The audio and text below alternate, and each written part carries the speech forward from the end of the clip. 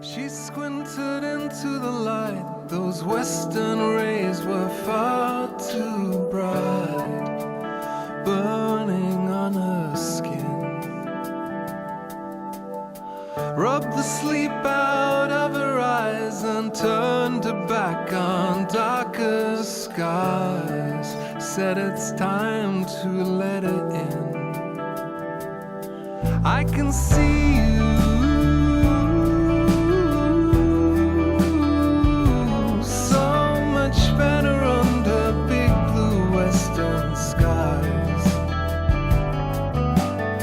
Walk the path with sunburned feet, drawn by a distant beat to the solitary shore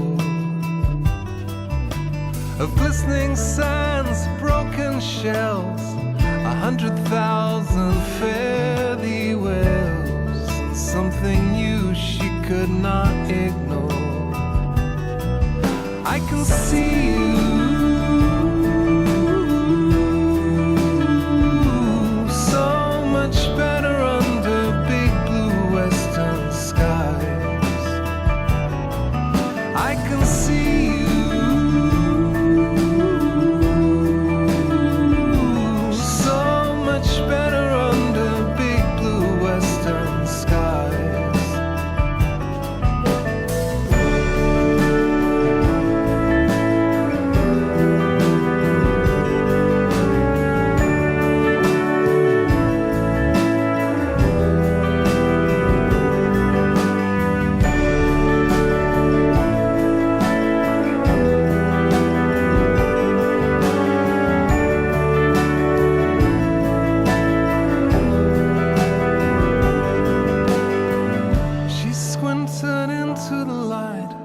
western rays were far too bright on that solitary shore of glistening sands, broken shells, 100,000 fare-thee wells, and something new she could not ignore. Something new she could not ignore. I can see you,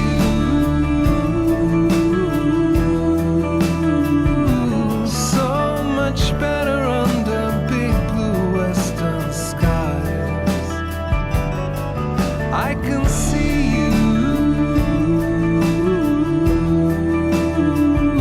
so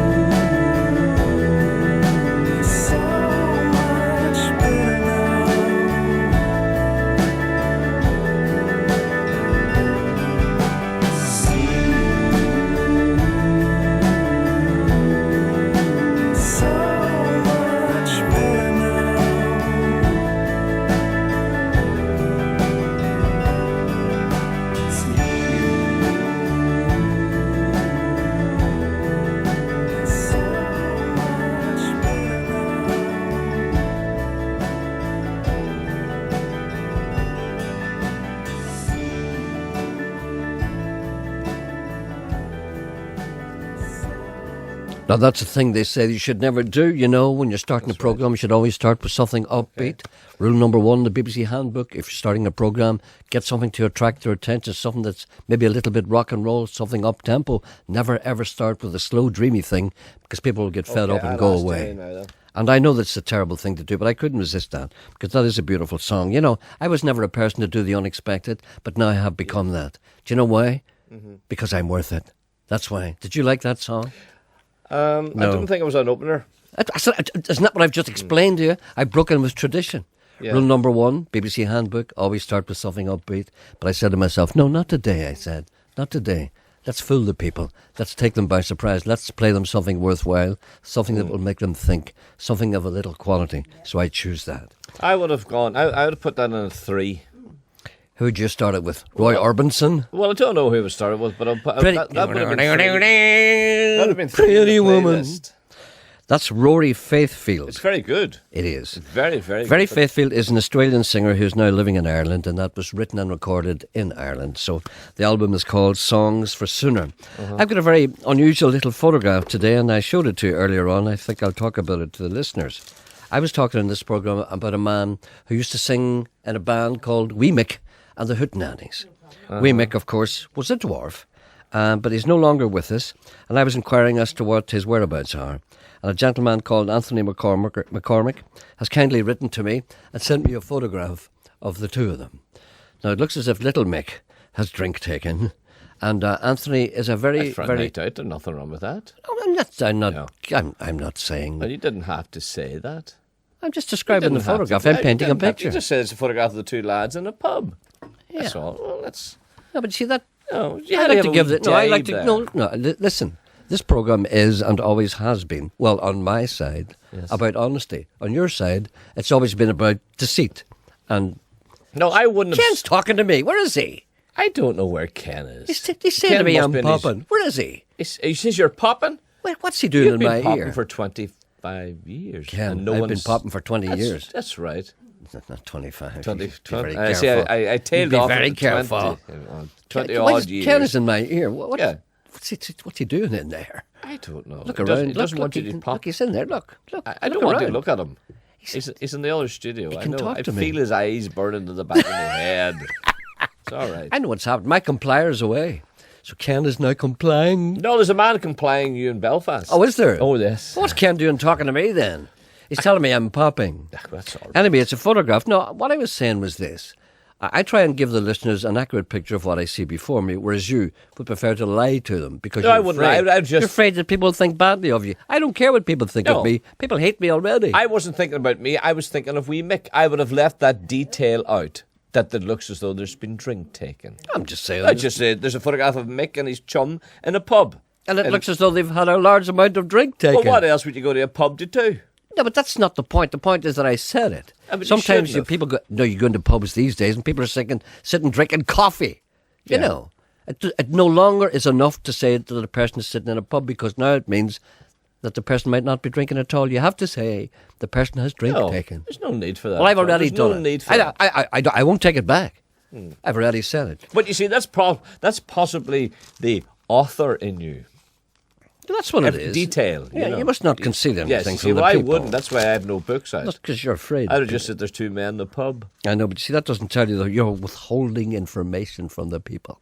See, that's in your nature not to tell them everything because you don't trust people with the information in case it may rebound to your detriment. Always tell the people No, everything. I've tried to protect the person. You try to protect yourself. Anyway, it's wee Mick. A photograph of him in a pub with drink taken. And the gentleman with him also has drink taken. And it looks as if he's also eaten a large farm. Is a very fat man. Oh, And he- you see, no, there was no but call. he refers to this. He refers to this. There's a letter accompanying it. His name is Anthony McCormick, and I mean no harm to you, Anthony, when you say this. He said, I hope you're both well. This is to you as well. This is the picture I was telling you about. It was taken in the Woodford Arms in Ballyconnell. A wee story, he said. One day, my brother, who owns the Silver Dollar, was taking me to the Slieve Russell Hotel. Going through the checkpoint at the time, Her Majesty's soldiers, as usual, had comments to make about my size. They'd say things, got an HGV licence, sir? That I'll carry on, you know. On the same day coming back, Mickey Murray was thumbing a lift. Mickey Murray, of course, is Little Mick, the little dwarf person. My brother dearly obliged to give him a lift to listen ski. So what he's saying is, his brother brought a big man down through the checkpoint, and on the way back came back with a dwarf. The soldiers wanted to know what had happened to the big man, to which my brother replied, "He's been zapped." Leaving the army, very puzzled. As promised, a photograph of Mickey Murray and myself, Anthony McCormick. Can you play 2 requests for me? Number 1, please play one for the hard-working ladies of SVP in Lisnaskea and the staff of the Silver Dollar. And last but not least, all my family and friends. Sincerely yours, Anthony McCormick. Don't forget, and it's a little personal note there. Thank you, Anthony, very much, because I haven't seen wee Mick for a very long time, and I used to go and see him everywhere he played, well, within range, and I was very fond of him. And he was a good little singer, and he was good crack. But those were different times, you know, and he wasn't treated terribly well by the people in the band, but I'm sure he got over that, as indeed I did myself. Janet has indicated that there's a caller on 1. How did she do that? With her finger. Are you sure that's what she meant? Yes. Good morning, caller on 1. Hello. This is broadcaster on 1 too. Is that Geordie? It's not Geordie Tuft, no? Yes, right. It's not This is Geordie Tuff. Gerald Michael Gerry Anderson. Anderson. Yes, it is, yes. Well, you had Geordie on yesterday. Yes, and I thought he was remarkably sober for a Monday. Are you sure you're sober? No, remarkably sober. Not entirely sober. Sobriety has degrees, as far as I'm concerned. Yeah. And it's rarely he ever reaches naught. Well, Okay. he has a wee foal there called Star. That's right. How's he going to take Star to Balmore? Well, you see, this is, he explained that a Without friend his of mother? No, we went through all that yesterday. There was reservations expressed. Geordie apparently has got a friend whom he named, Yes. who's willing to transport the foal from whatever hovel he lives in to the RDS. No, it's not the, what do you call the place we're The going? Balmoral Show. Balmoral. But this Why do I keep gentleman is calling it? this man is making a very good point, but you're not letting him talk. No, because I know the point he made because we covered it yesterday. He's Did he? saying that the foal will fret Geordie if it's taken away. Did Geordie not say that the mare was too big to transport? No, he said it was something to do with its temperament. Well, even at that, with his temperament, he could not bring the mare. No, he was worried in case the mare might act up a little. It might be a little, tetchy. It didn't matter what way the mare act up. The mare would act up far more, and so would the foal if they were separated. See, And you the point don't is- take a foal a month out away from its mother. Well, you see, Geordie doesn't seem to be worried about that. And No. he said if it was for like 2 or 3 days, maybe 4 days, there's always the risk that the mare would not accept the foal when it came back again. Do you know the way if you're going with a girlfriend Oh, and she goes to Portrush for a week, you wonder what's went on and you're wary of taking her back. There's no doubt. You see, but you that's see, the it's only thing, for a that day. You don't take a foal. The Geordie should know that. But of course, then that's the man that put the chest fluid on the dogs. No. He always said that we had misunderstood that. What he always meant to say was that you mix Jay's fluid with a lot of water and then put it on the dog's pelt, and then it doesn't burn right through to the bone. No, what he was saying was he thinks it's okay for the foal to be away for a part of the day. The foal will be back in it with its mare at 3 o'clock in the afternoon if Geordie doesn't go into the King's Head pub. You know? The foal should not be away. There was a lot of Last calls note, the foal yesterday. should not be away from the mother. No, that's I'll correct. tell you what we'll do then. You're quite right. When the outside broadcast that myself and Mr. Coyle are so looking forward to it, the Balmoral Show, because we are agricultural people at heart, is on Wednesday the 12th of May, which Yes. is not tomorrow, not the week after that, but the week after that. And you're quite right in saying that the foal will be about a fortnight old by the time it makes its debut. And we're going to make sure that it is quite safe. And No, indeed, it must have its mother. The people are ringing, horsey people are ringing, saying the foal cannot be separated even for a matter of hours. well, Geordie is indicating that the mare might be out of control when we Geordie bring it. said yesterday that the foal was already separated from its mother. If Yeah, Geordie, from the if Geordie point of view can't that it was control the born, mare, yeah. he shouldn't keep animals. He Pardon? can't separate it. What's too many people talking to me? Sorry, what did that man say? James. James, what did you say, James?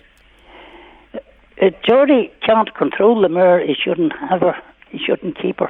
Well, maybe the mare's a And bit another crazy. thing, I wanted Geordie ever hear tell of a organisation called the RSP RCA. Oh. Now they be at Balmoral, and they were know. looking out for him. But you see, Geordie's not a man who would mistreat an animal. He loves animals. But well, I'll tell you what we'll do. We'll try and make sure that the foal will not be in any way distressed by going there. And if we think there's a chance of that, we won't bring it. Don't you worry about that. We'll, Okay, we shall make all inquiries. The foal's welfare is of paramount importance. Always remember that. Okay, righto. Thank you. Bye. Bye.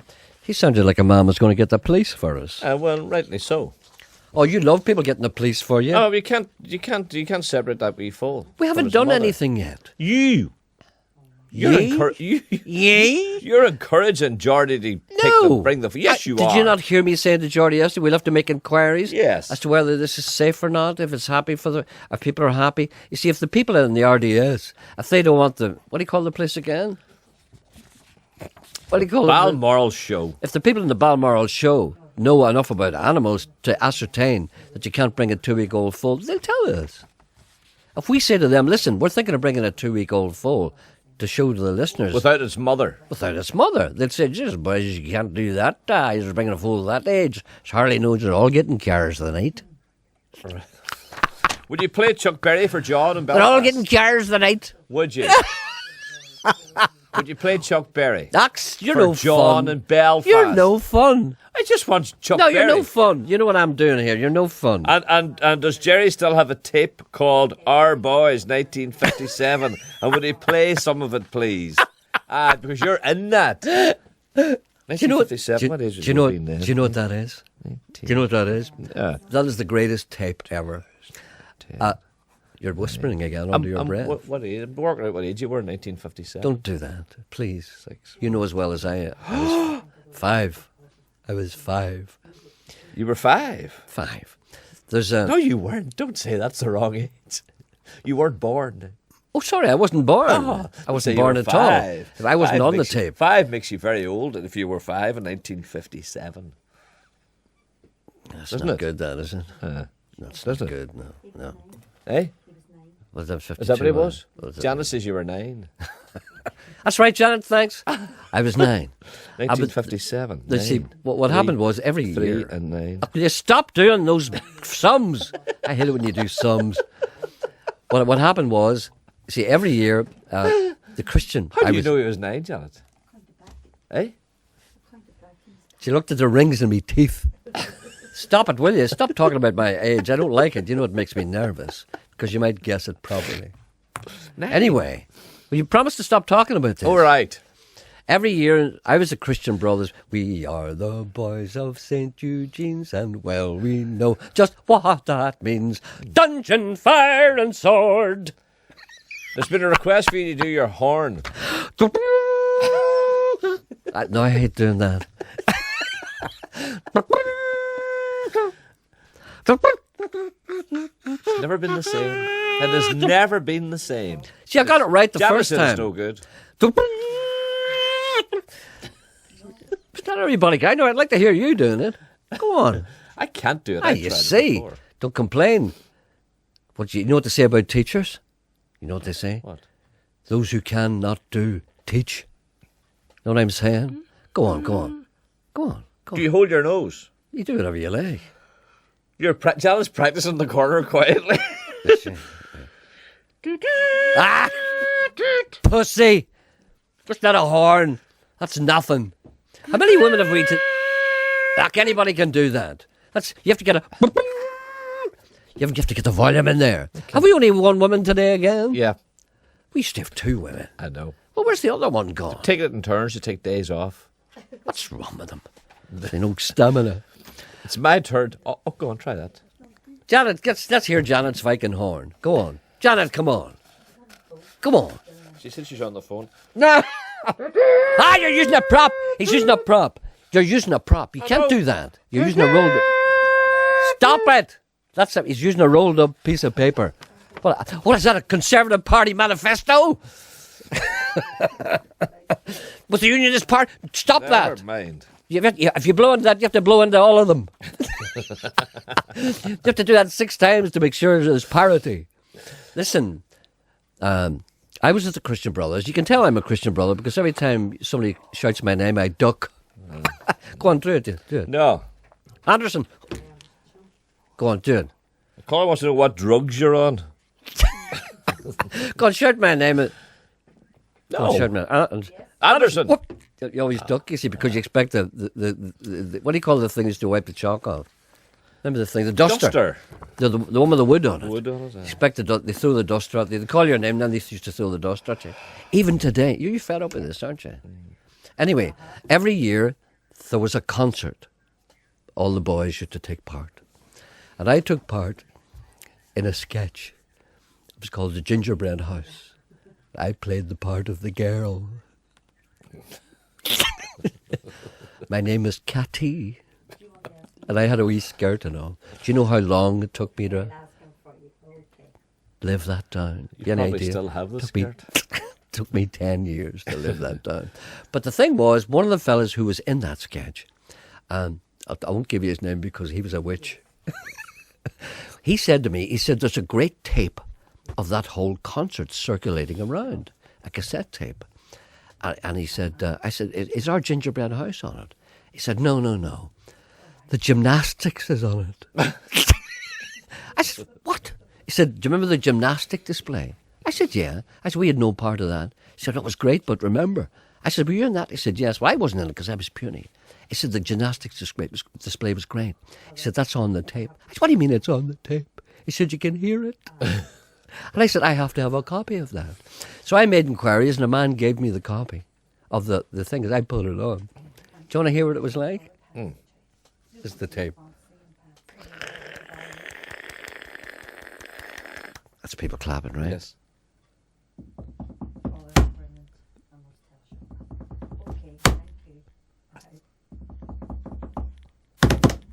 That's the gymnastics. Do you want to hear it again?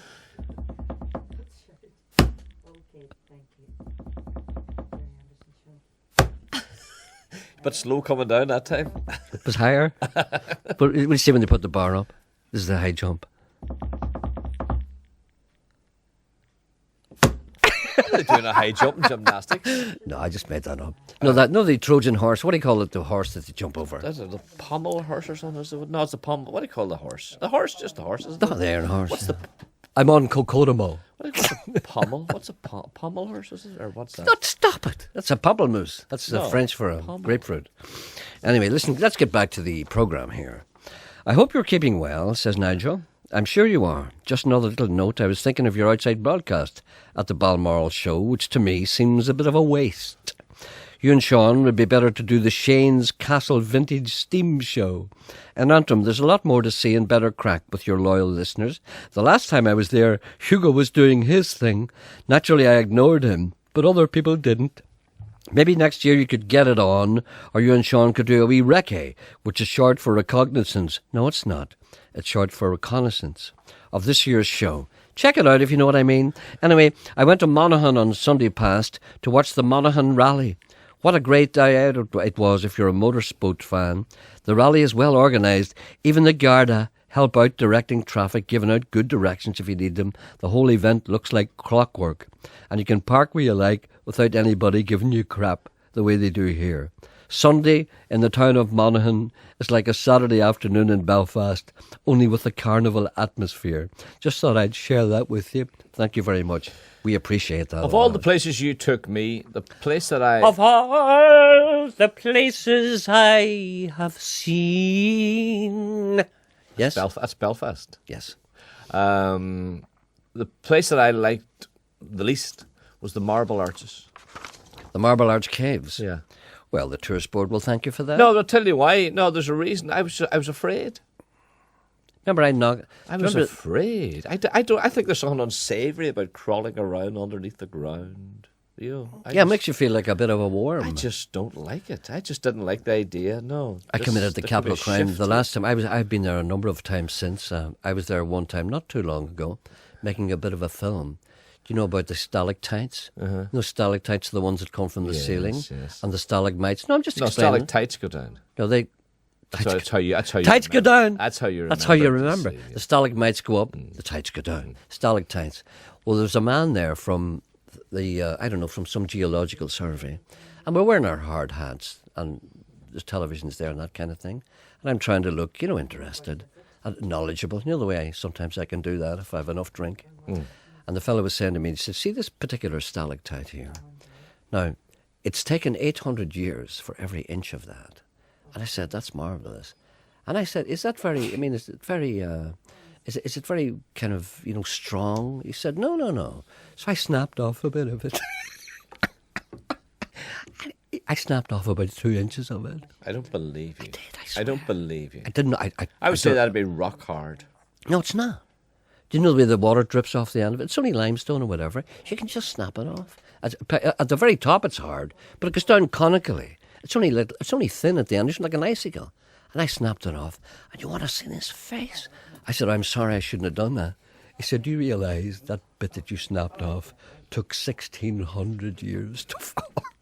I said, well, let's take it back on. He said, no, you won't do that. He was very angry. He wouldn't speak to me for the rest of the day. But I don't believe you. It's true. I don't believe you because you're the sort of man that wouldn't do that. You would know. I know. You would know. No, I don't know. I don't know what came over me. No, I don't believe it. I'd say. I'm telling you. I would say that's porkies. No, well, it's not porky pies. Yes. No, I am telling you. Believe me. I'm going to ask a man. I'm going to get a man who works in Marble Arch Caves and ask him, is it possible to nip off the end of your stalactite? It's Emily Rose Conlon's birthday today. She was a guest in the show a week back. We wish her a very happy birthday. And this is her little song. A song that she recorded. She's 20 years old today from her daddy Noel and family. Simple things you do that no one else can. You're totally unaware that I'm your biggest fan. You listen and you care for all who you speak to. I wish I had the courage to open up and tell you that when you cross my way, if only for a while, my heart begins to race, and then you turn and smile, and I'm left there, standing in the hall with wide eyes and butterflies.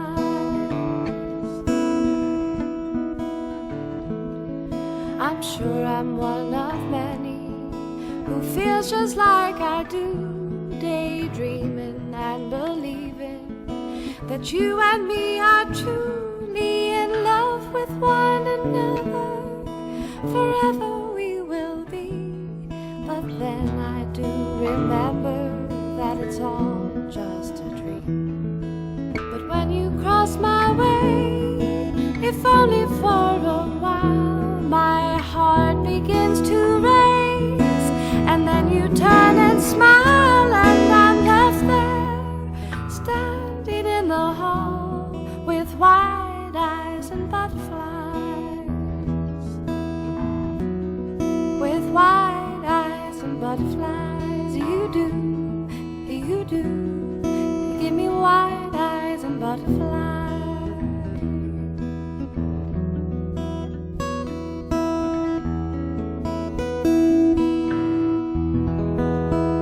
That's a great singer, Emily Rose Conlon, 20th birthday today. Happy birthday.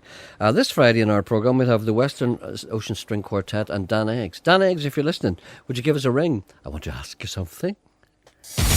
On 92 to 95 FM and 1341 medium wave. This is BBC Radio Ulster. It's 11 o'clock, and with the BBC News, this is Keith Burnside. The chairman of the Police Federation, Terry Spence, says officers are embarrassed by the PSNI's slow response to the bomb in Newton Hamilton last week. The Chief Constable, Matt Baggett, says he has all he needs to deal with the threat posed by dissidents. Mr Spence defended his decision to criticise what he sees as a lack of resources. If you look at what happened in Newton Hamilton last week, for example, on Thursday night, we had the fire service who had to cordon off the area and had to deal with what was a very serious murderous attack on police officers on the police station and in the civilian community as well. And that's something our officers are embarrassed about. They don't want to have that situation. The political commentator Roy Garland has resigned from the Ulster Unionist Party. In a letter to Sir Reg MP, he said the link-up with the Conservative Party had brought confusion and disunity and is unlikely to move the political peace process forward 1 inch. Mr Garland, who writes a weekly column in the Irish News, is the former secretary of the South Belfast Ulster Unionist Association. Lloyds Banking Group has confirmed it returned to profitability in the first 3 months of 2010, and it expects good performance to continue for the rest of the year. This marks a turnaround in the fortunes of the part nationalised bank, as our business editor Robert Peston reports. There have been two significant contributors to the recovery: a sharp fall in the losses on loans going bad and a pronounced widening in the gap between what Lloyds charges for loans and what it pays depositors, which may stoke complaints that banks are paying too little to savers and charging too much to borrowers. And there's growing evidence that taxpayers will emerge with a profit, perhaps a significant one, on the emergency investment we pumped into Lloyds and Royal Bank of Scotland to prevent them collapsing. At their current share prices, taxpayers are a few £billion up on what we paid for our stakes in those two banks. And now the weather with Cecilia Daly. Another mild day ahead, though not as warm as yesterday, as the southerly breeze will become rather brisk in places later. Much of the day will be dry, with the best of any brightness in eastern counties, and at the same time thicker areas of cloud may bring a few patches of light rain to the north and west. Highs of around 16 Celsius. Tonight will be mild and breezy with further spells of rain. BBC News. BBC Radio Ulster. Travel news. Work is expected to finish today on Crawfordsburn Road in Bangor, where there's a lane closure from Glenview Park to Spring Hill Road until 6 o'clock. On to flights in at the George Best Belfast City Airport. The 5 to 10 Southampton arrival is now expected at 20 past 11, and the 10 past 12 flight from Glasgow has been cancelled. And at Belfast International Airport, the 5 past 1 flight from Malaga is due at 10 to 2. Aileen Moyna reporting. Travel news on BBC Radio Ulster. On Talkback with Wendy Austin today, Roy Garland. He's resigned from the Ulster Unionist Party over the Tory link. Confusing and worse than unhelpful, he says. Nicky Kinnaird of Space NK on being a successful entrepreneur. Is laughter really the best medicine after all? A new study says it's better than jogging. Isn't anything. And do you do your messages or get your messages? Or was it just something your mum's generation did? Call us, let us know on Talkback at 12.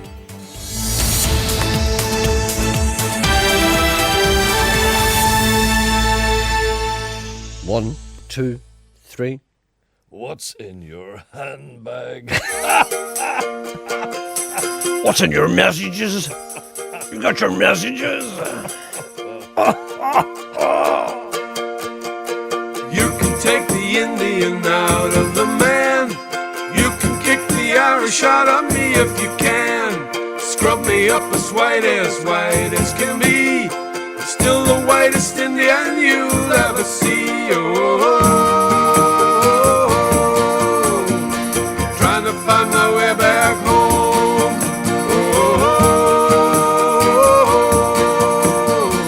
Trying to find my way back home. I'm not working in your factory today. Going back to the land just to find my own ways. I ain't gonna wear your flat cap and boots. You made me cut my hair and hide all my roots. Trying to find my way back home. Trying to find my way back home. You can scrub my freckles and hide my red hair. Cut my family tree just like you don't care. Drag me from the fields like a sheep just for you. Feminize my mind and I get all like a Jew. Trying to find my way back home. Trying to find my way back home. Palestine, my life with your hammers and drills. Back to back in cities working in your old mills. So I turned into a bigot and a whore just for you. Still the whitest West Indian you'll never use. Trying to find my way back home. Trying to find my way back home.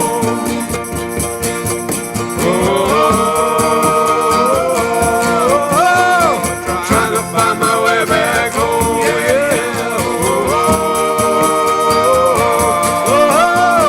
Trying to find my way back home.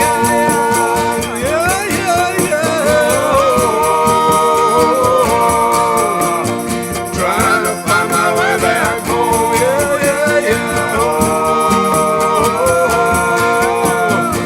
Trying to find my way back home. Belfast. Running, running, running, running, running.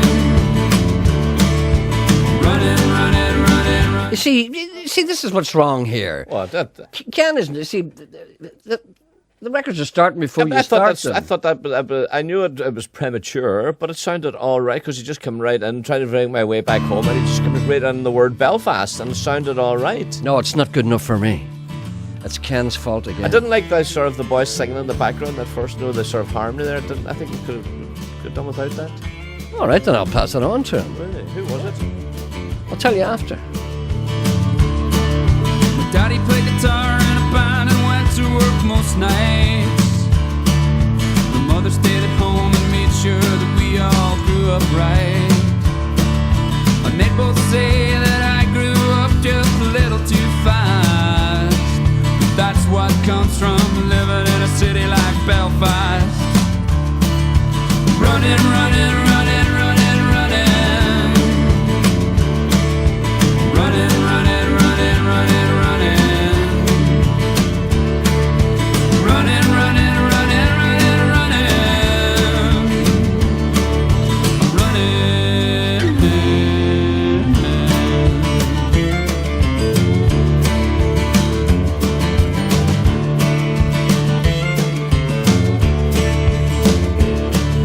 My sister went to college, she'd always done so well at school.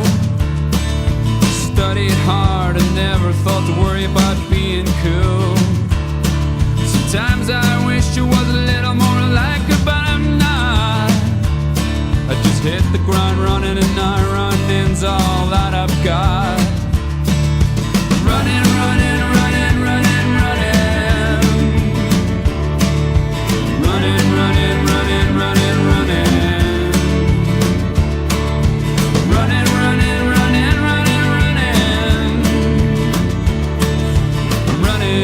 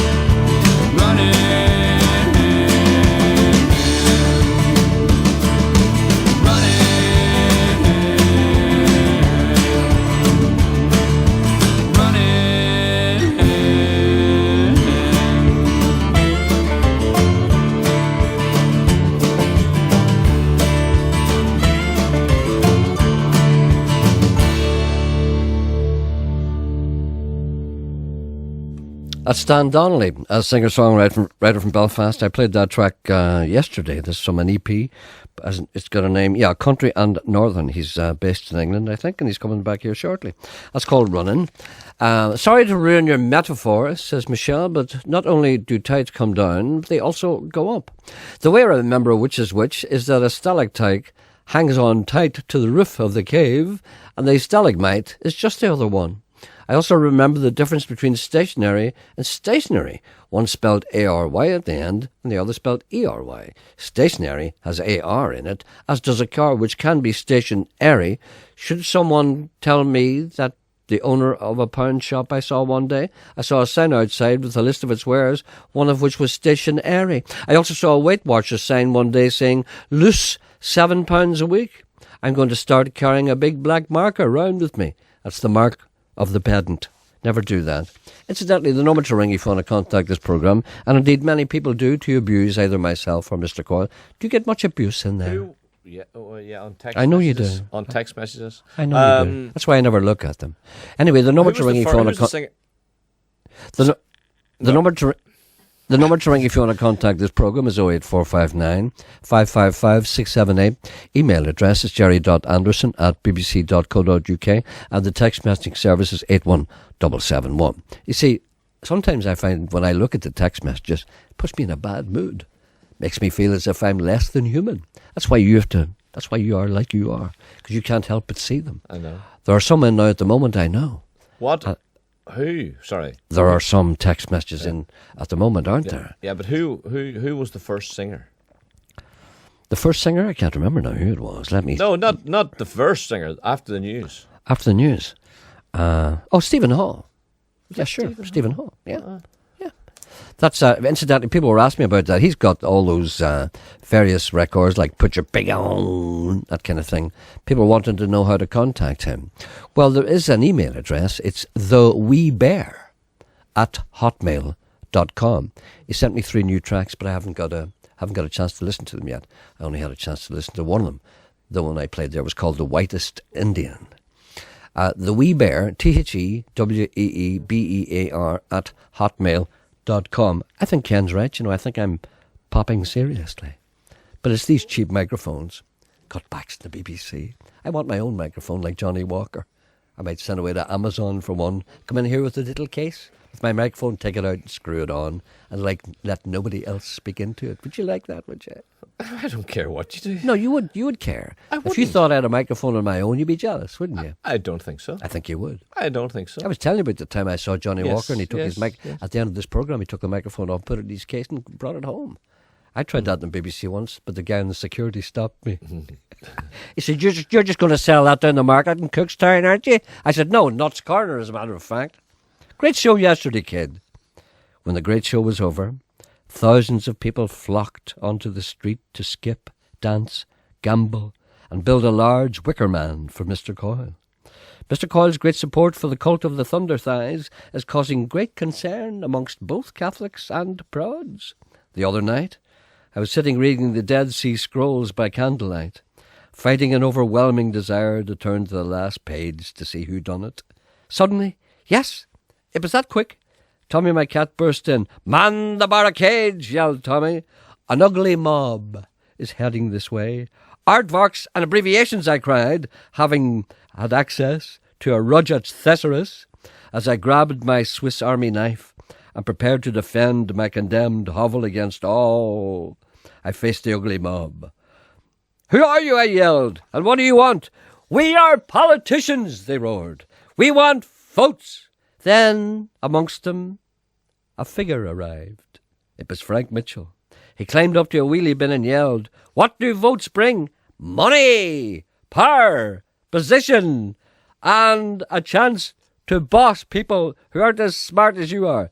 "Tommy," I yelled, "is Julian Simmons among those nasty gaggle of gas bags?" "No," cried Tommy, "even though many people on TV, when they lose their jobs, feel as if they should be politicians." "Darn," I yelled to the small blonde dwarf who was mending my socks. "What do you have to offer?" I roared. "Change," they all said. "We offer change, a new way of looking at things." "My pockets are full of change," I cried. "What else have you got?" "Free air miles," said Frank Mitchell. If you're a Catholic, the DUP will pay for a one-way ticket to Dublin. If you're an Ulster Scot, they'll take you as far as Falkirk, but you can come back if you want. I looked at the Alliance candidate who was standing in the middle of the road. I said, "Cheers, boys, you'll be run over." "And what do you have to offer my proud beauty?" The Alliance candidate stood there in his hair shirt and said, "I can offer you nothing but blood, sweat and tears." "That'll do me," I yelled. "That's more than the rest of them. With the blood I can make a black pudding. With the sweat I shall lubricate Tommy Nolan's oxters. And with the tears I shall cry when Ashley is turfed out of Coronation Street. Ashley, do you hear me, I say? Do you hear me, Ashley? Is your dead Uncle Fred? I say, is your dead Uncle Fred? I say, is your dead Uncle Fred? I say, is your dead Uncle Fred? I say, is your dead Uncle Fred?" I think I'm... What's that? Is Fred dead? The big man, the big heavy man. I'm afraid so. Is he dead in real life? Dead Fred. Is he? No, he's dead in the Coronation Street, but that is real life, as far as we're all concerned, isn't it? Is he out of Coronation Street? Ah, yes. I say he's out. I say he's out of Coronation Street. He's out, I say. Sitting on the wall of his fresh-cut garden, looking like a movie star. He pulls another part dry from the pack. I watch him contemplate the weather, staring into the great blue yonder, waiting for his pigeons to come back. What do you hear? What do you say? What do you hear? What do you say? 'Cause she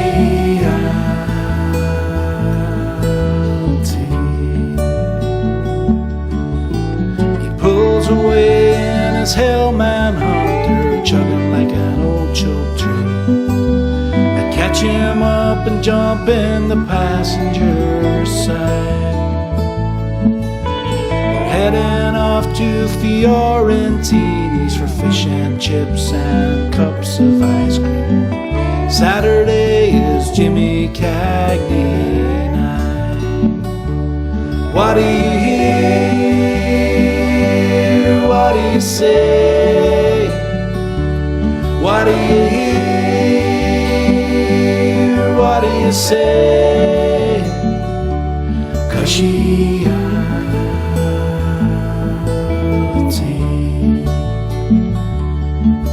and he drinks strong tea from a mug that reads, "Woe Grease down."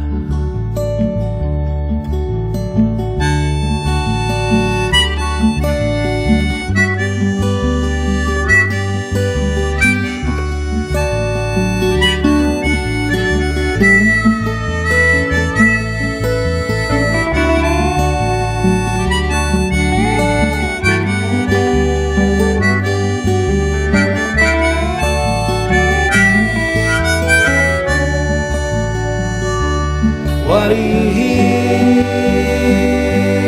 What do you say? What do you hear? What do you say? 'Cause she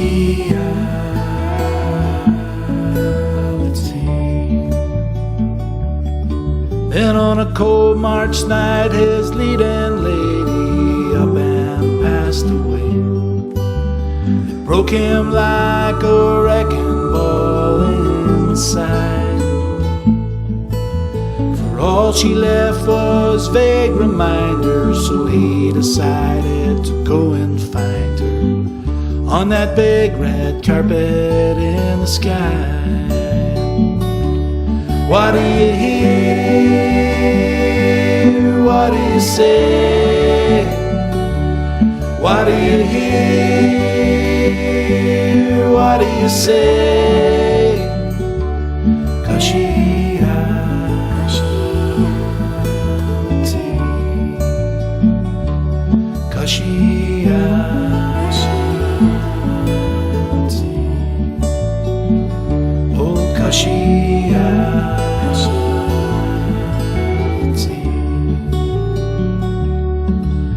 and he drinks strong tea from a mug that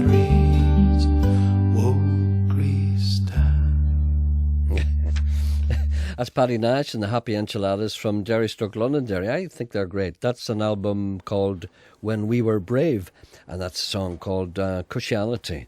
Public service announcement now. One of my favourite bands are a band called Gascan Ruckus. I came across them 3 or 4 years ago. They were all tiny little kids from Middletown in Armagh. They're all 19 now. They were about 14 or 15 then. But they're launching their EP, next Tuesday night, the 4th of May, in Auntie Annie's in Belfast. Oh, I'm sorry I can't be at that. I'll be in Belfast that day, but I have to go away that particular night. I'll be off for a couple of days. You know about that, Mr. Coyle, don't you? Yes, you have a couple of days off, but I don't know when. I'll tell you when. It's next Wednesday and Thursday you'll be in this chair. And I know it's next Wednesday and Thursday? Yes. Not this Wednesday and Thursday, tomorrow. Right. Next week, next Wednesday. And then are you coming back on Friday? I don't know. Oh, will you? Well, I have to come back because then the results will be announced for the election. So are you coming back here to Radio 4? No, do you know why I'm going away? Do you know why I'm going away? No, I can't stand the election. Right, that's all right. That's all very well. That's okay. A lot of people do care about it, Gerald, Michael. I can't take it anymore. I can't understand why. All right. Stop trying to make me stop talking. You get so nervous. I do. I'm not because Janet's got a call on one. That's all. After you stop. So are you back to Foyle on the Friday then? Yes, I'll be back here on the Friday. And Radio Foyle? Yes, I will. That's because nice. there'll be all kinds of activity about the election. Well, this is the only place you can avoid it. Right, that's good. Anyway. No, a text message here. Go ahead. Big Fred is dead in real life. I say dead in real life, Gerry. Aye, dead in real life, Gerry. Big Fred, dead in real life. Big Fred. He's dead. I know he's Brown dead. bread. Big Fred. What was the most famous movie that he was in? I didn't know he was in the movies. Oh, yes. You don't believe me? That man, Fred, let me tell you this, and this may come as a surprise to many people listening to this programme. That man, Fred's a very illustrious actor. He always reminded me of Margaret Rutherford. Well, that's your problem. He appeared in movies over a period of 40 years. He was in one of the most famous movies of all time and played quite a large part in it. Guess what that movie was? A movie that is regarded as being one of the classics. Right. Janet knows. A movie Oh, I thought that people didn't see for a long, long time because it was regarded as too rough for anyone to see. That man, right? Big Fred, played a leading part in Psycho. No. Clockwork Orange. Oh. You see? Big Fred was in Clockwork Orange. Was he? I didn't realise that until I saw it not so long ago, and I went, I say, Clockwork Orange. There's Fred. I said, To remind your listeners, the band Gascan Ruckus all hail from Middletown in County Armagh. They are an unsigned band and now an average of 19 years old, all at university, which means that they all passed their exams. They're Belfast based at the moment and have been making an impact on the Belfast music scene over the last 6 months. Their new EP is called The Governor. They extend a special invitation to you, Gerry, to the EP launch. I would love to go, lads, but unfortunately I'll be fleeing the election. They hope to see their fans and music lovers at their lunch in Auntie Annie's next Tuesday. That's tonight week at probably, I'd say, 8 p.m. And I'm sure they'll be playing and all that kind of thing. The drummer's daddy's a Creedence Clearwater Revival fan. He says, that's right. You don't play enough for John Fogerty or Creedence Clearwater. Well, you probably play too much. After hearing that Ibrox's least favourite German, the Pope, is launching a brand of papal prophylactics, got me thinking like an entrepreneur. Although, by default, says Adam, it also made me corrupt and would prove useful if I hosted Lashkey Metal in my own parish. You know who Lashkey Metal is? Lash LaRue. No. One of the most wealthy men in the world. You see, the man at the head of the Sunday Times rich list, for reasons known only to him, has decided to become a cattle breeder. I believe he was tempted by the thought of meeting you and Sean at the Balmoral show, and he came to me regarding straws of 2 bulls. Do you know what a straw of a bull is? I'm afraid to ask. No, do you know what it is? Don't. I discovered this because I did a programme about artificial insemination. Well, I don't want to know stuff. A straw is a little phial full of little bulls. They call them, hey? Guess what? Janice says Fred's not dead at all. I know he's not. Right. Well, sorry, back to the straw. He's dead on poll. TV. But you see, if you die on TV, you're dead. Right. Do you know what? Straw. It's a file full of little bulls. Do you know what they call them? Bullets. No, you don't. I even threw in one free for every 10 he bought. When I saw his wallet, I thought, here is not a man who's upset last week when Iceland added 10p to their 2.27 litre carton of milk, and I lured him into a poker game, which obviously was rigged. In a scene similar to the one in Casino Royale, all the indigenous folk, namely myself, Harold, Drippy and Big Al, had real scars like the villain Les Chiffres, crooked noses and a multitude of small insignificant body parts missing, but there was no Aston Martin DB7s or Bugatti Veyrons parked outside, only Citroën Berlingos and battered Toyota pickups. Poor Lasky didn't see the fix he was in. And as we carefully choreographed the cheating, it was a heads-up between me and him after the flop and the turn. It now all rested on the river, and when this card went over, I'd won with 5 kings. Lasky grabbed his Bon Jovi and Super King straws, got out there in one piece to the victor the spoils. We'll see you tomorrow, along with the other breeding heifers. We have no idea what you were talking about. You see? That's because you don't go out much. Is there someone on here? 9 minutes. Do you want to have some more gymnastics? Do you? Gymnastics on the radio. Go on. Okay, I'll tell you what to do. Do you like the hop, step, and drunk? No, I would like triple jump. I would like you to run across the floor and do a back somersault. Okay.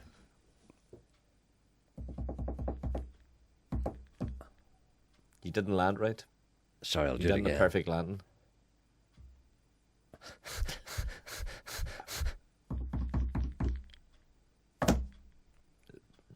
All right, Janice is okay. Yeah. Do you want a triple jump? A triple jump? Yeah. What do you mean a triple jump? Hop, step, stop, and and jump. You No, don't it's do that called in the gymnastics. Yes, you do. What do you think it is? It's not in gymnastics. That's a track and field event. Oh, sorry, you're right. Do you want to see me on the rings? Yes, do the rings. All right, then.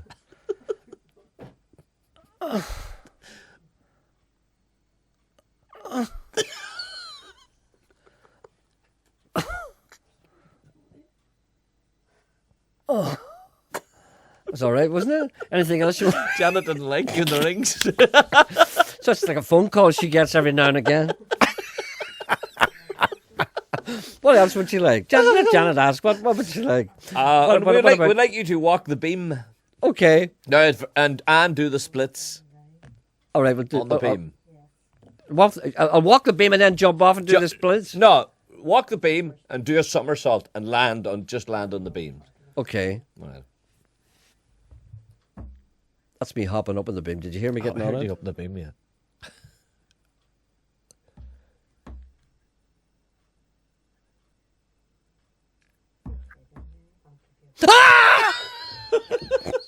You missed the beam. Hello, good morning. Hello? Good morning. I'm sorry you had to hear that. It was a man doing the splits.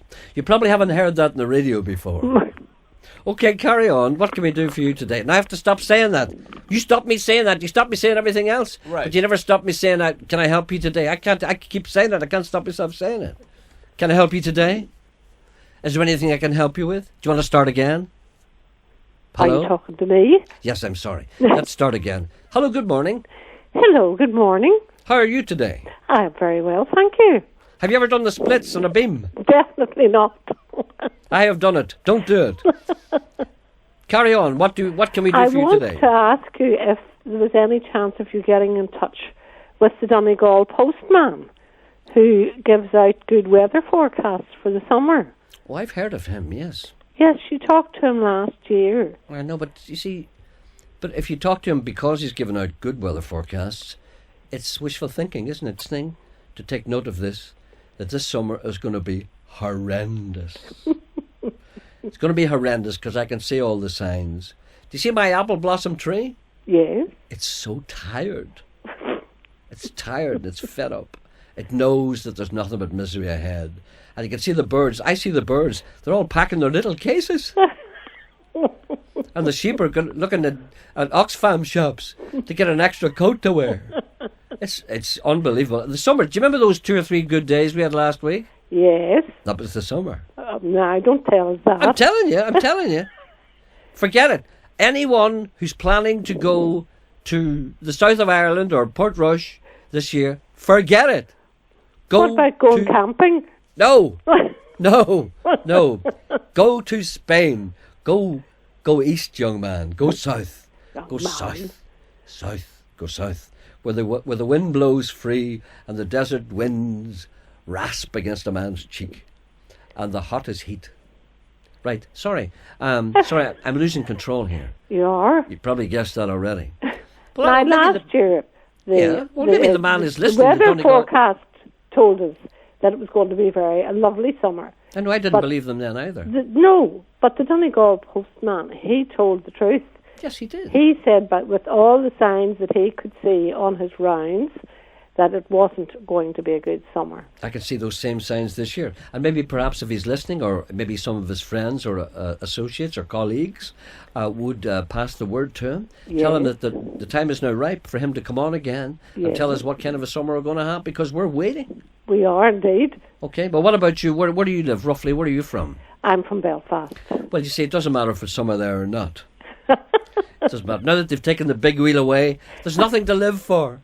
No, I was never on it. I went round the other day and I looked at the Titanic monument, the one that the big wheel was sitting on. Yes, you couldn't see it for a while. That was so cruel, wasn't it? It was terrible. It was so cruel. And all the dirt they've left. Look at the Buccaneer. It's terrible. They're going to have to replant the whole thing. Oh, they'll returf it. And they wouldn't even give us the big wheel. We wanted it up here because we get everything. I heard that. No, we get everything when everybody else is fed up with it. No, we didn't want it. So where would we put it? We've got second-hand open top buses from Belfast. What about the train we have that can't go on the tracks? We've got a train that can't go on the tracks because they're the wrong size. Oh. And it wakes me up all the time because I live beside the water. And on the other side of the water is where the train comes from Belfast or Coleraine and those people like that. And you never used to hear it. But now they got the new train. All you hear and I go, oh, there's the train going at 20 miles an hour, the express train from Belfast. I love the sound of a train. I love the sound of a train. I think it must be nice to sit in your house and listen to the train going, oh, there's the 8:20 going out. Yeah, it's great. You should try it sometime. When you come, second thoughts, don't come down and sleep in my house. No, you will not like it if it's a big racket. Everybody likes the sound of a train in the distance. Everybody knows it's true. Should write a song. Listen. Yes. Jordy said she's going to be a weeker of a summer. Did he? Yes. He said the tarmac will be bubbling. So all the signs are there for a good summer. Jordy's only playing to the majority. That's what he's like. He's only courting personality. Any man who goes on with Conor Bradford is no shame. Okay, well, thank you for that, and I hope you have a nice summer. Okay. Thanks, Gerry. Bye. Bye now. Bye.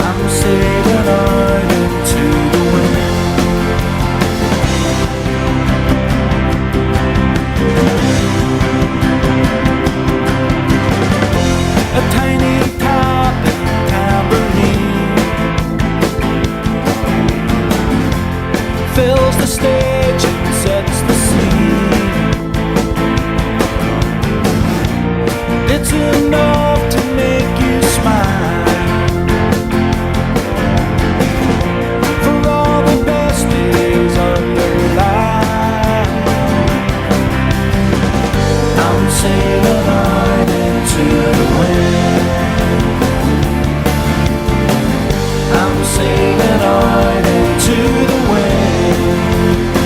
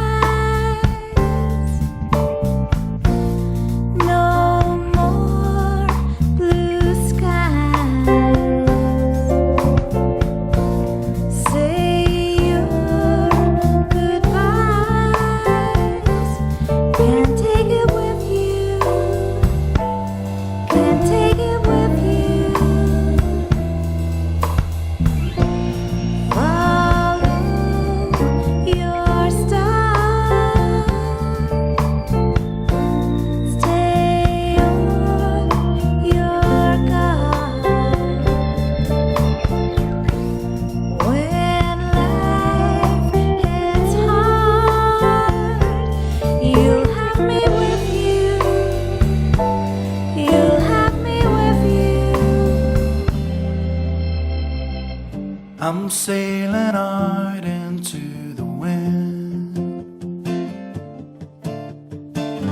I'm sailing out into the wind. I'm sailing out into the wind. I'm sailing out into the wind.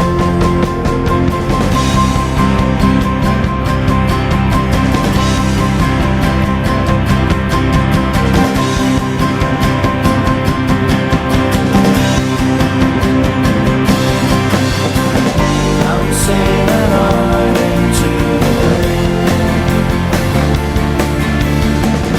I'm sailing out into the wind.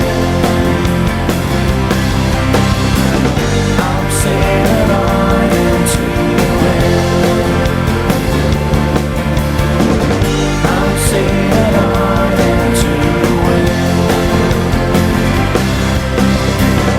I'm sailing out into the wind. I'm sailing out into the wind. I'm sailing out into the wind. I'm sailing out into the wind.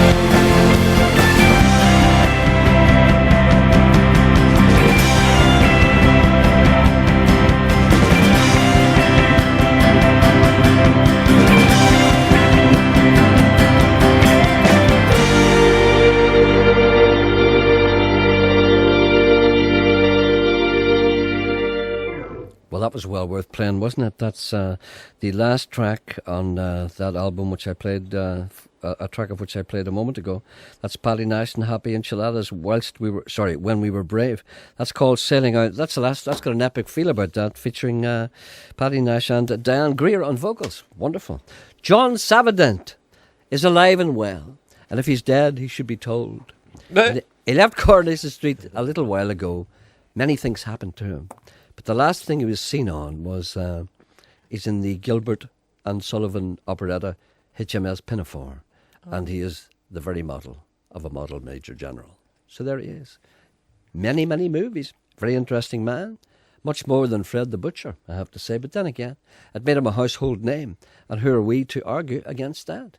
The time is now 19 minutes to 12 o'clock. You have a call on too. And could you say congratulations to Carol Lynn Wark, who owns the Health and Beauty Clinic in Moira? Say congratulations to her from all her customers. What has she done? She won a big competition. She entered some competition. She's the, I don't know, champion health and beauty clinic owner, whatever it is. You're just making that up. I'm not. Sure. There's a big competition You're just involving making it up. people who run health and beauty clinics. but And you- Maura, come on. But it'd be nice to Carol know Lynn what she Wark. won. What she won? You see, She's you don't know. Miss Great Britain Health You're making that title up. Beauty and Clinic owner. Miss Great Britain Health and Beauty Clinic owner from where? Moira. From Moira. All right then, good. That's good. Maybe perhaps she'll let us know what she won, and then we can give her due respect and not that kind of passing over of useless information. Did that you went ever on have there. a massage? Yes, I did. I've never had a massage. I had a massage. No, that I couldn't. that I shouldn't have had. Oh, but you see, you always go sleazy on us. Yeah. I'm going to tell you something now. A long time ago. I've never had a man shave me either. No wonder Janet snickers. I remember one time, and I'm going back a long time here, that I fell in love with a topless masseuse. Yes. And it was a very happy time for me. And I don't want to talk about it really, but I'm just thinking about it now. And, you know, many men out there would like to have been me, but you can't.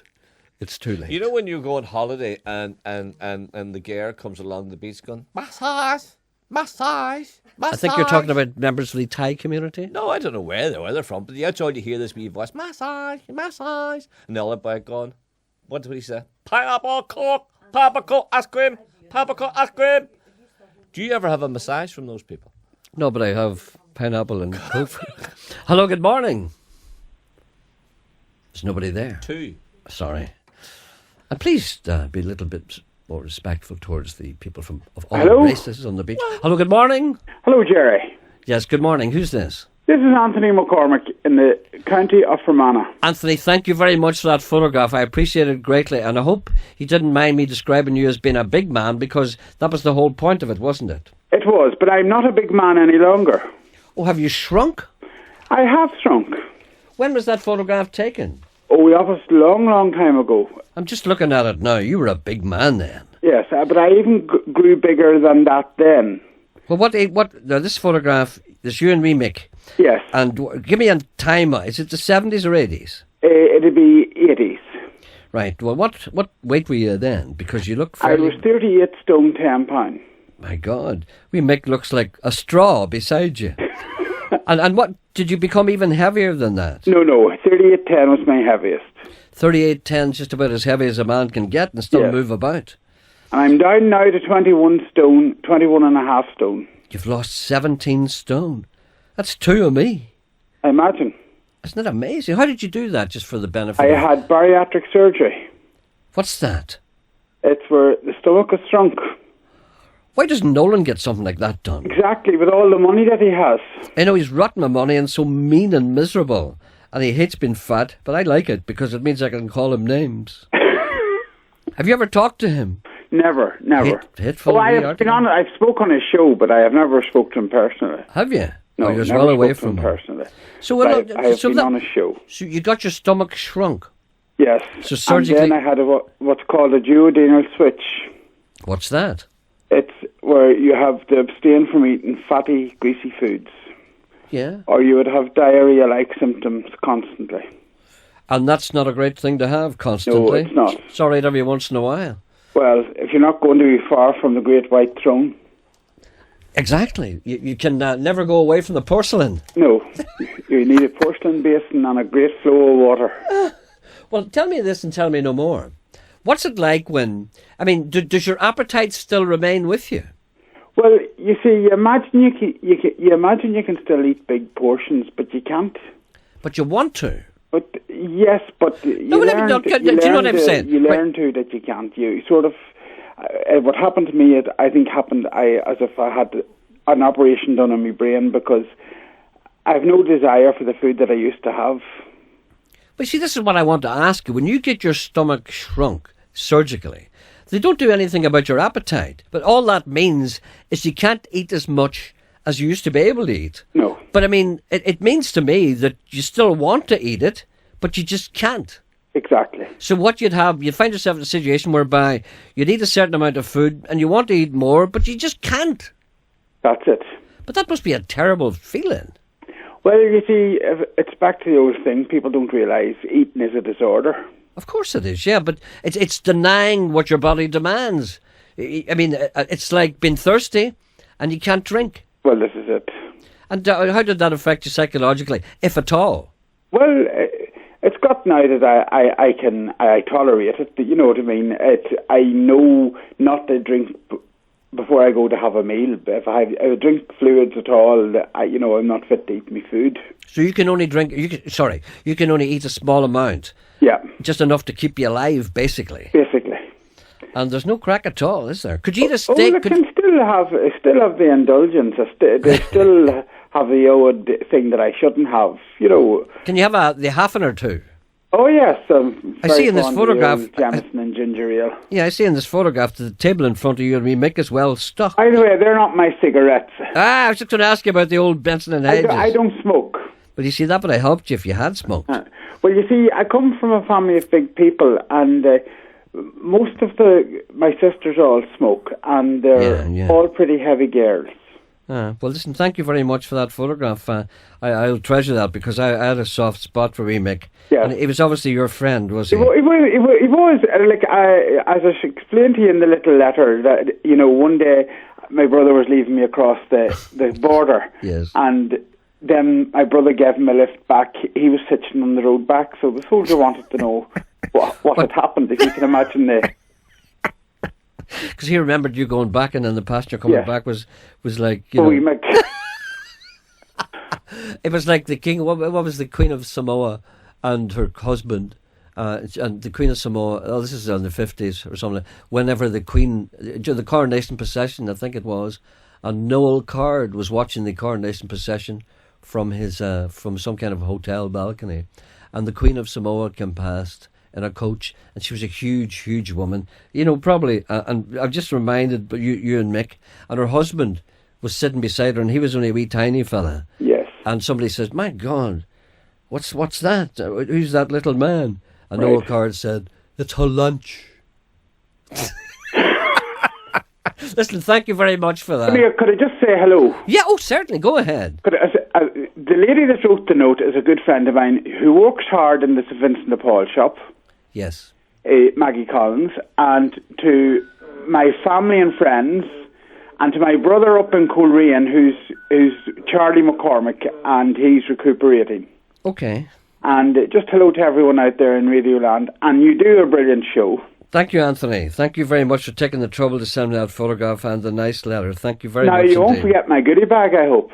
I certainly... But you see, I don't know. Do we do goodie bags anymore? No, you did say you'd send me a goodie bag if I sent you the photograph. Okay, then, I promised. Okay, Janet, can I get a promise from Janet? That Janet, will you... Like what is it Anthony? Anthony, yeah. What is Anthony looking? Well, what have we got now? Remember, the way they you see, Wendy Austin on her radio show one time was doing a crossword.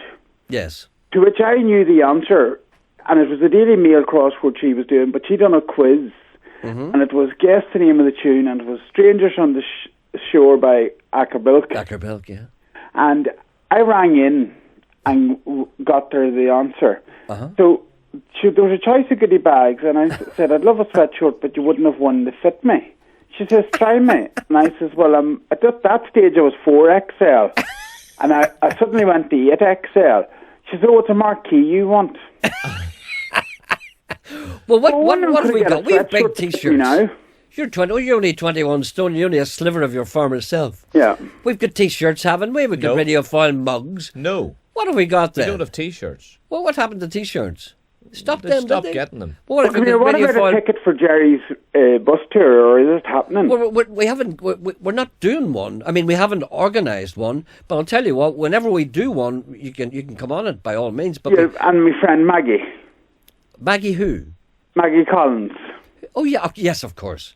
Maggie can come as well. Right. Or, what have we got? Gerry, I look forward to hearing from you. Have we got radiofoil pens? You can go forward than that, a bit more than that. You can send a man a pen. Well, we can send him I can get them in the bookies any day of the week.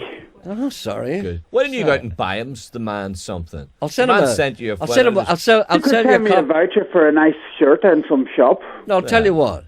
I'll send you a CD of Hugo's gospel album. I still have some of them in the bin. Thank you. I'll send you a pen. You ever hear anything like it? No, you're Janet, will you? Janet? No, don't be involved in poor Janet. Let me talk to Janet. No, Janet says no. Janet does not say no. You're saying no, and you're speaking through her. Turn around and tell him, Janet. Janet, would you take a moment today? No. What do you have to put up with, Gerry? No. See, they're saying no to you. Janet they're not saying no to me. They're saying no to you. No, are they going to work for Dr. Paisley, are they? No, you promised that man a goodie bag. Janet hasn't got anything to give. She hasn't got anything to give. Thank you very much, Anthony. Goodbye, Gerry. Goodbye. Janet's cupboard's bare. Her box of tricks is empty. Say hello to Rita for me. What's that? Say hello to Rita for me. Okay, that's done. Bye-bye.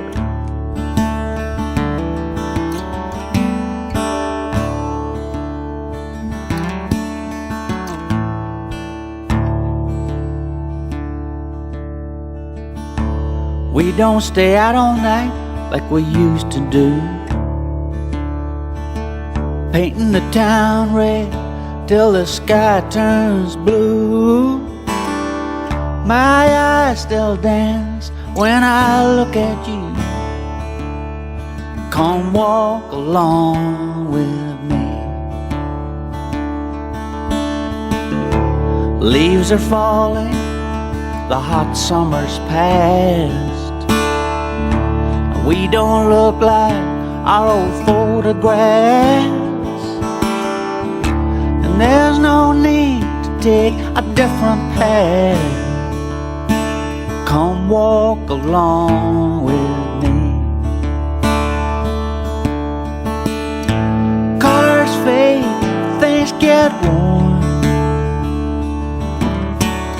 become more precious than they were before. We don't stay out all night like we used to do, painting the town red till the sky turns blue. My eyes still dance when I look at you.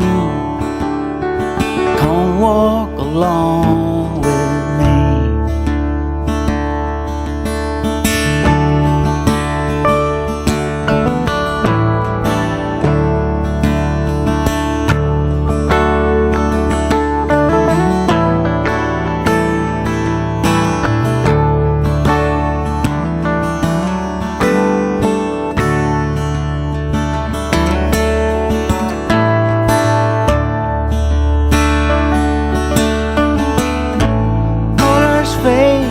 Things get worn, become more precious than they were before. Leaves are falling, the hot summer's past. We don't look like our old photograph. There's no need to take a different path. Come walk along with me. Come walk along with me. Come on and walk with me.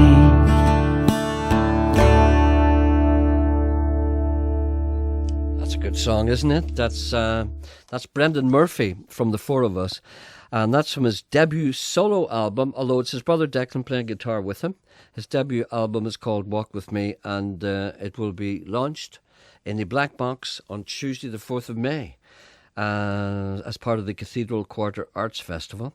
Also, in a little break from tradition, he will be also appearing with me that Tuesday morning. He'll be singing live in the studio. So next Tuesday morning, Brendan Murphy singing live, and he'll be appearing in the Black Box that night as part of the Cathedral Quarter Arts Festival. Great. Do you know what I was just thinking? Well, ask him. What? We just heard you make us say that you have a man in on Tuesday. Next Tuesday, yeah. So are you here? Are you in Radio Foyle on Tuesday? No, I'll be in Belfast on Tuesday and I'll be off. You'll be here on Wednesday and Thursday and I'll be back here on Friday. Will you be here on Monday in Radio Foyle? This Monday? Yes. Yes. Oh, that's nice. And then you're going to Belfast on Tuesday. And then away. And then Wednesday, you go Thursday. to England on Wednesday and Thursday. And then you come back to Radio Foyle on Friday. I'm not going to England. Well, I'm going to another country. Oh, aye. Well, You know where nothing about me at Oh, all, do you? You're going to... I'm going to an EU country. Oh, right then. Oh, living in this prison, living all my life, living in this prison, but God gave me a wife. He gave me little babies, He gave me 1 and 2, surrounded by their love, I found my way on through.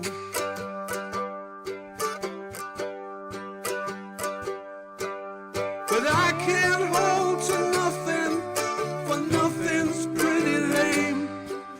When I'm deep in trouble, well, I'll call out your name. Lift me out of darkness or lift me to the sky. I am just a star child, I'll go home when I die.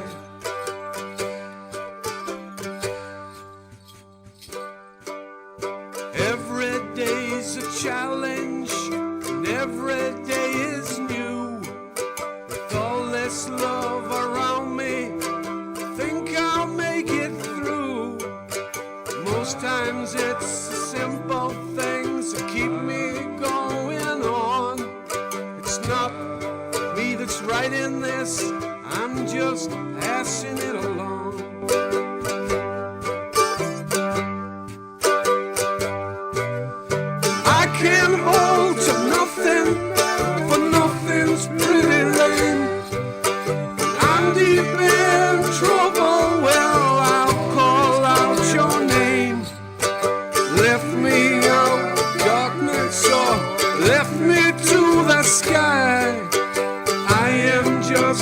star child, I'll go home when I die.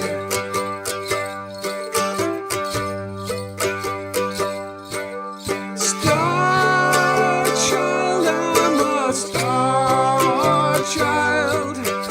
Moon, moon, baby, I'm just running wild. Star child, oh, I'm a starry thing. We are gifts from God and we are meant to sing.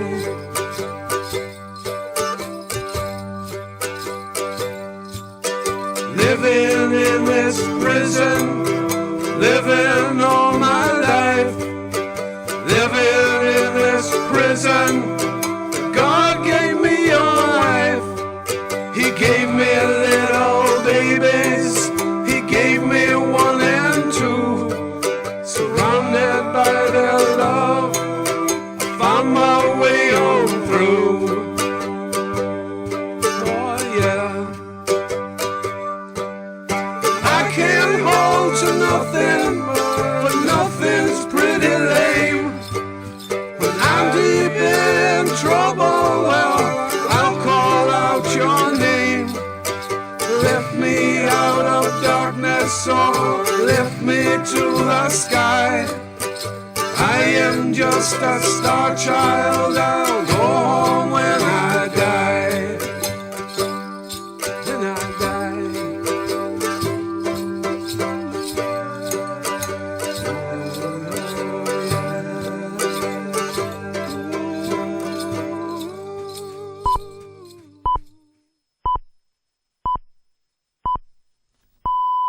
It's 12 o'clock. This is Talk Back with Wendy Austin. Today, do you want a supermarket in your town? Veteran commentator Roy Garland on why he's resigned from the Ulster Unionist Party. Nicky Kinnaird of Space NK on being a successful entrepreneur. Is laughter really the best medicine? A new study says it's better than jogging. Local stand-up Dermot Core takes his tablet. And do you do your messages or get your messages? Or was it just something your mum's generation did? That's all in Talk Back today.